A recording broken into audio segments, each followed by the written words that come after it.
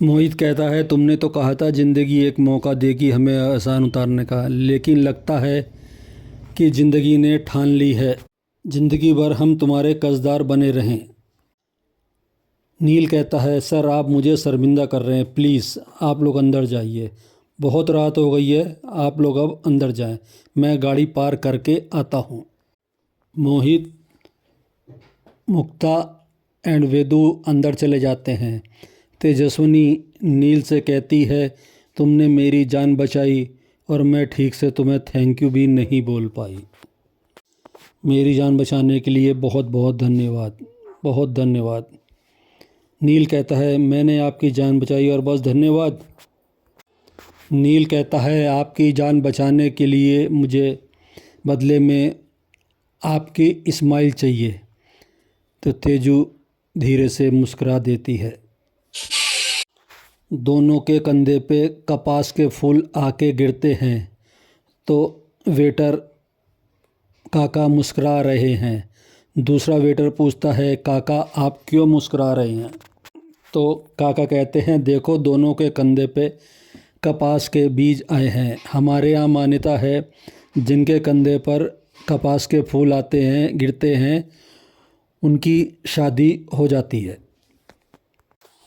तभी वेटर काका नील और तेजू के पास आते हैं और उन्हें शिव पार्वती की मूर्ति देते हैं और कहते हैं कि इसे अपने घर के मंदिर में ले जाके रख लेना। तो तेजू कहती है, बाबा हम अलग अलग रहते हैं। तो वेटर काका मन ही मन सोचते हुए कि शिव पार्वती क्या कभी अलग रहे हैं, और मुस्कुराते हुए चले जाते हैं।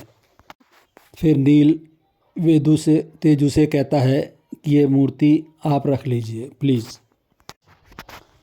तेजू अंदर लॉबी में आती है तो लॉबी में मोहित सोफे पर बैठा होता है और उसके सीने में दर्द हो रहा है और चेहरे पे भी बहुत पसीना आ रहा है। तेजू उससे बार बार पूछती है, बाबा क्या हुआ बताओ, बाबा क्या हुआ बताओ।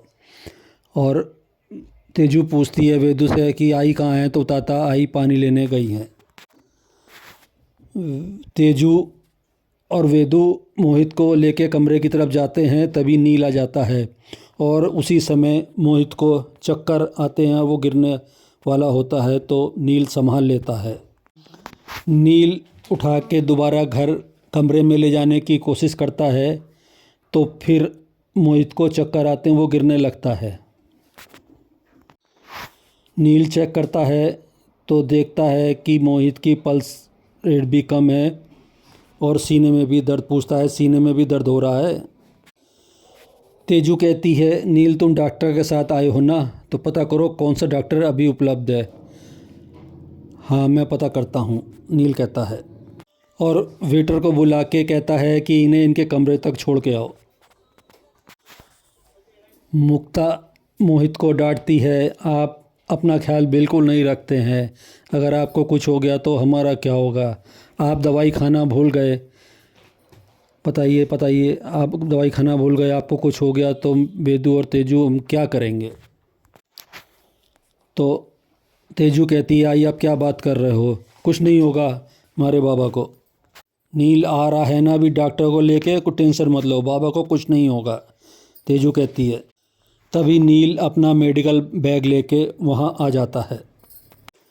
नील मोहित को चेक करने लगता है तो तेजू उसे डांटती है, तुम खुद डॉक्टर की बनने की कोशिश कर रहे हो, क्यों कर रहे हो? किसी की बात नहीं सुनता है और मोहित से पूछा, आपके बाएं कंधे में दर्द हो रहा है? हाँ मोहित कहता है। तेजू कहती है, तुम बताओ, तुम ड्राइवर हो, कोई तुम्हारी बात नहीं सुन रहा है तो तुम मुझे बताओ, तुम मुझे बोलो, मैं जाकर डॉक्टर से बात करती हूँ, मैं उनसे कोशिश करती हूँ, मैं उनसे निवेदन करूँगी। नील उसकी बात नहीं सुनता है और मोहित का चेकअप करता रहता है। तेजू उसे बार बार डांटती है, नील बंद करो अपना ये ड्रामा, प्लीज़ उठ जाओ, क्या कर रहे हो तुम? नील एक टैबलेट निकाल के मोहित को समझाता है कि ये टैबलेट बहुत ज़रूरी है, अभी आपको लेनी पड़ेगी, एक टैबलेट लेके अपनी जीभ के नीचे रख लीजिए। मुक्ता और तेजू नील का हाथ पकड़ लेते हैं, उसे टैबलेट देने नहीं देते हैं। नील दवाई देने की कोशिश करता है। तेजू बार बार उसका हाथ पकड़ लेती है। तो नील कहता है, आप क्या चाहते हैं कि आपके बाबा आपके सामने दम तोड़ दें? इनके जो सिम्टम्स हैं वो हार्ट अटैक वाले हैं। तेजू नील के हाथ से वो दवाई छीन लेती है, लेकिन मोहित को दवाई देने नहीं देती है। तो नील तेजू को बहुत तेज़ डांट देता है और फिर तेजू के हाथ से दवाई लेके नील मोहित को दवाई खिला देता है। तेजू कहती है, तुम अपने डॉक्टर बॉस का बैग लेके घूमते हो तो तुम अपने आप को डॉक्टर समझते हो। हमने तुम्हें मना करता दवाई देने के लिए, उसके बावजूद तुमने दवाई दी। तेजू कहती है, अगर मेरे बाबा को कुछ हुआ तो मैं तुम्हें छोड़ूंगी नहीं।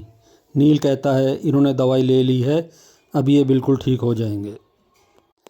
तभी मोहित कहता है, तुम लोग परेशान मत हो, मैं बेटर फील कर रहा हूँ, दर्द भी कम हुआ है। नील प्रिस्क्रिप्शन लिख के देता है तो तेजू उसका पर्चा फाड़ने लगती है, लेकिन पर्चा फाड़ते फाड़ते उसकी निगाह उसके ऊपर लिखे हुए हेडिंग पर चली जाती है। वहाँ देखती है कि वहाँ पे डॉक्टर नील प्रधान MD लिखा होता है।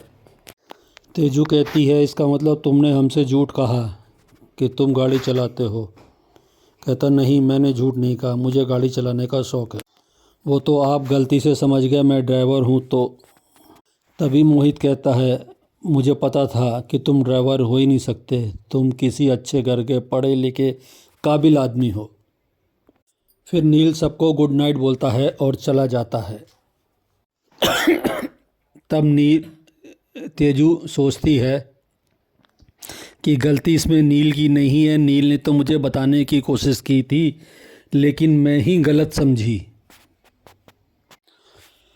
इधर नागपुर में अदिति चौंक के डर जाती है। उसे सपना आता है कि उसके बाबा की तबीयत खराब है और वो मर गए हैं। चौंक के जग जाती है। जूही और प्रजक्ता भाग के उसके पास आती हैं और उससे पूछती हैं, क्या हुआ ताई? तो अदिति बताती है कि मैंने बुरा सपना देखा कि मेरे बाबा मर गए हैं। अदिति रात को अपने बाबा को फ़ोन करती है। मोहित नींद में उठ के फ़ोन देखता है और अदिति का नंबर देख के चौंक जाता है, जबकि मुक्ता उससे बार बार पूछती है किसका फ़ोन है। वो सिर्फ फ़ोन देखता रहता है और कुछ बोल नहीं पाता।